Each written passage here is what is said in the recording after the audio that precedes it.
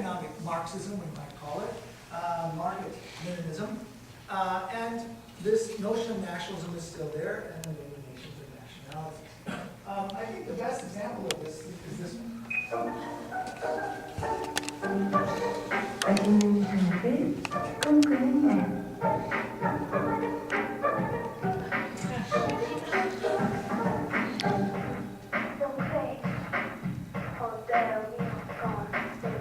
지금 하고 싶은 건 지금 하세요.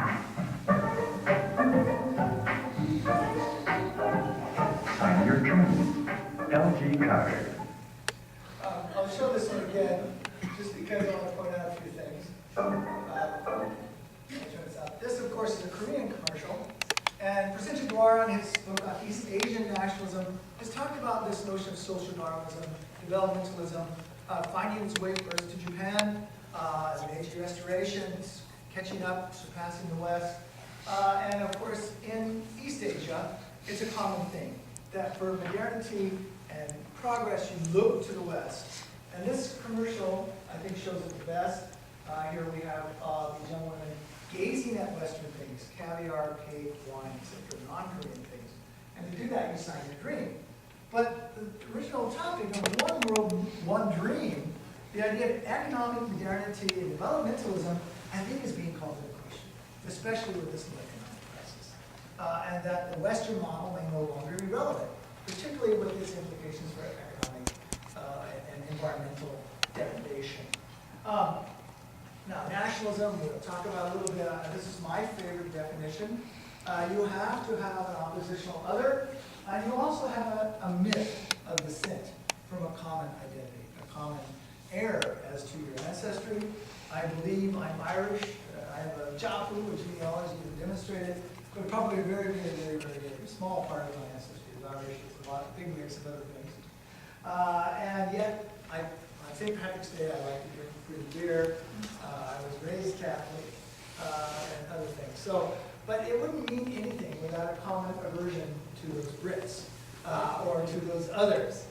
In my case, it was being liked and being beaten up by young black African Americans when I was a young kid, almost beat to death. And that aversion to others created my own notion of identity as a white male, Californian, etc.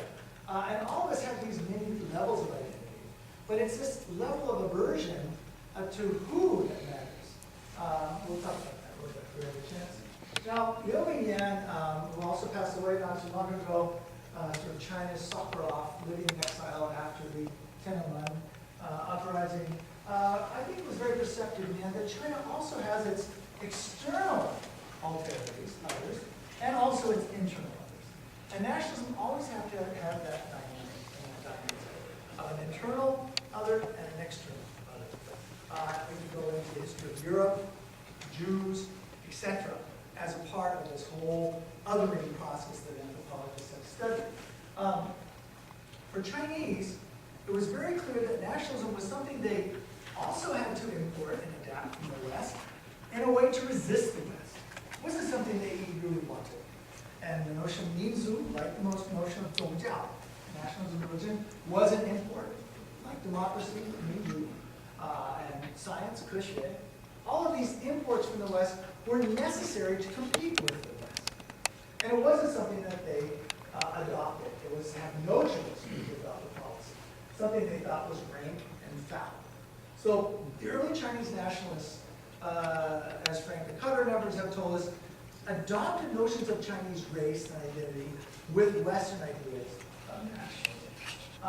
Now this policy evidenced itself very clearly in the early nationalist policy of Wu Zhonghe, the five Minzu, the five nationalities, with the Han the majority, and then later appears on early money in the People's Republic, with Sun Yat-sen, who first promoted, he didn't invent it, but he promoted the idea that China needed to come together under a Minzu policy, recognizing the nationalists for Minzu.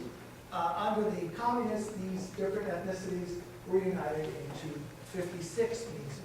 Now, this concept of Minzu we don't have time to talk about. It's important to know that there were many groups that wanted to be recognized or 400, only eventually 55 as minorities and 1 as majorities. So they kept the idea of the communists of a Han leading the way, but the minorities participating in the national stage culture. And that's a very important participation, officially recognized in this diversity. Interestingly enough, there are still, this is based on the 2000 census, there are still nearly 1 million unidentified people in China. So we anthropologists still have a job to do. There was anthropologists and historians, some sociologists, Fei Xiaotong was recognized as a sociologist, that were involved with these identification programs. So this proportion is still roughly the same, though the numbers have gone up tremendously. Notice that in now 2010 almost, there's about 140 million minorities. The percentage has gone up from about 6% to about 9%. So the numbers are growing. Now, why are they growing so quickly? Is it just biological growth? No, most people recognize this has a lot to do with it. Money, affirmative action policies, opportunities, also the birth planning preference. Minorities can have more than 1 child.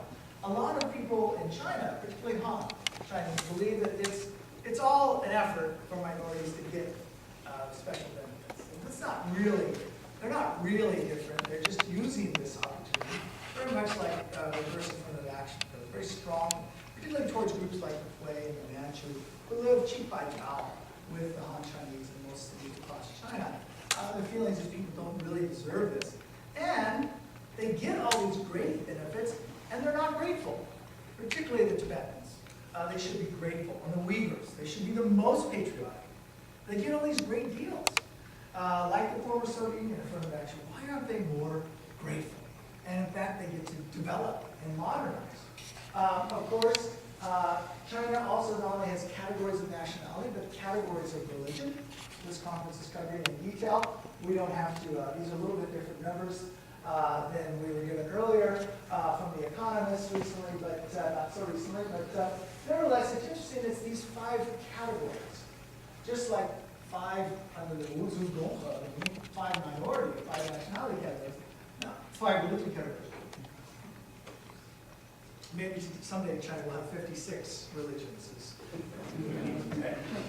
Now, of course, the idea of China as a bounded space is very important in history. Now, notice this map series, actually, I'll go back.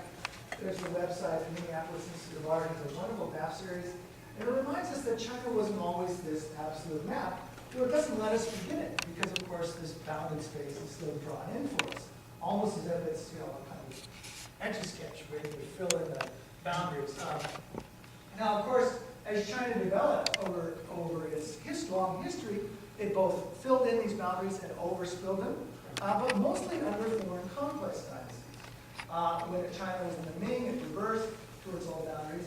And even from the moon, supposedly, according to Google Earth, we still see these absolute maps imposed on an ethnographic space, an ethnoscape, as our compiler would call it. Because I